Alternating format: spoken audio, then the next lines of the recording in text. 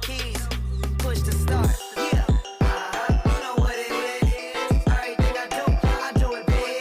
Yeah, screaming that's nothing. When I pulled on the lot, that's nothing. I come to town, you see me, you know everything. Black and yellow, black and yellow, black and yellow, black and yellow. I put it down from the whip to my diamonds. I've been black and yellow, black and yellow, black and yellow, black and yellow.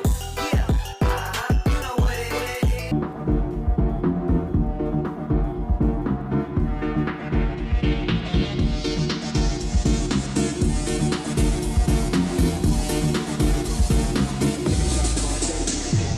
Selamat pagi semuanya, perkenalkan kami dari Pasif 4 Di sini kami akan menjelaskan cara memparafrase yang baik dan benar.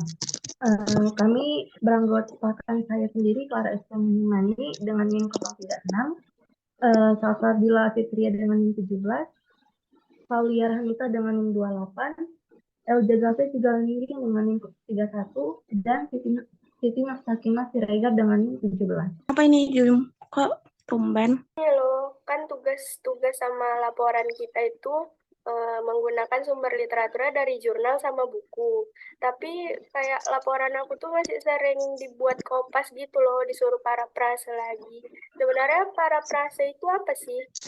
Parafrase merupakan suatu teks yang ada di dalam jurnal atau tulisan orang lain dalam suatu penelitian itu. Nah, di mana kita itu akan menuliskan kata ulang atau merubah kata tersebut tanpa menghilangkan kata kandungan yang asli. Jadi tujuan parafrase itu untuk apa? Lalu parafrase itu penting ya? Yakin parafrase itu penting. Tujuannya itu sebenarnya untuk mengungkapkan kembali informasi yang udah kita baca atau kita dengar. Jadi kalau dari informasi itu ada makna yang tersembunyi, kita sanggup untuk menerangkannya kembali. Nah, jadi kata lainnya itu kayak menyederhanakan gitu bahasa dari si pengarangnya, dari si pemberi informasinya. Gitu, Kina. Terus, itu pentingnya karena kita harus menghindari plagiarismenya, Kin. Jadi kayak menghindari juga pelanggaran hak ciptanya.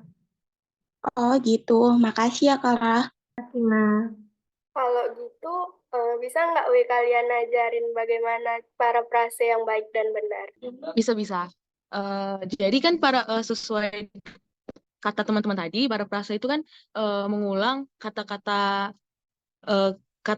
atau kalimat-kalimat yang dari jurnal ataupun sumber yang kita kutip dengan kata-kata kita sendiri. Nah, langkah-langkahnya itu kita dapat membaca dulu bagian yang ingin kita parafrase, kemudian kita pahami, baru kita catat konsep pentingnya kayak kata kunci dari kalimat tersebut.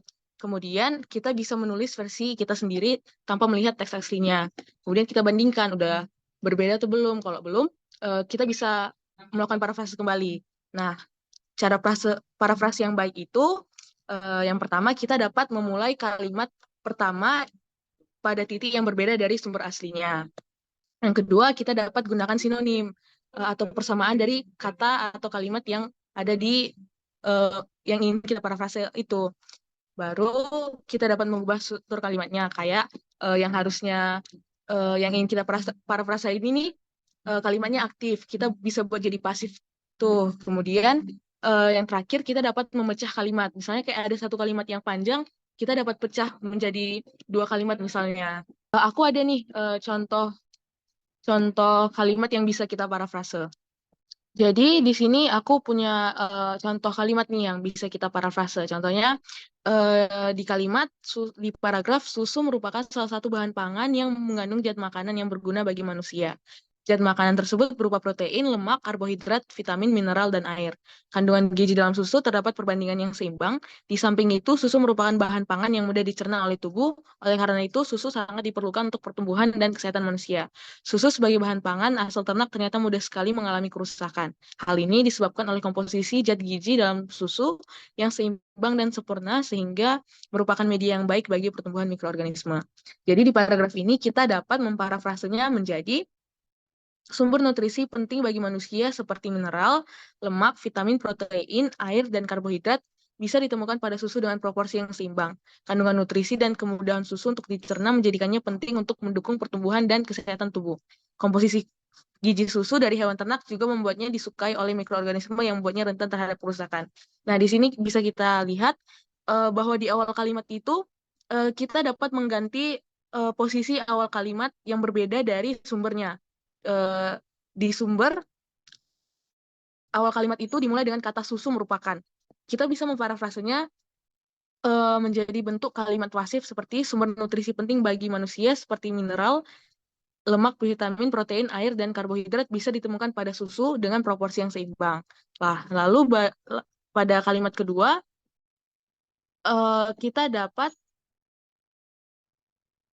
mengganti struktur kalimatnya nih menjadi kandungan nutrisi dan kemudahan susu untuk dicerna menjadikannya penting untuk mendukung pertumbuhan dan kesehatan tubuh, di mana ini bisa kita buat menjadi kalimat pasif.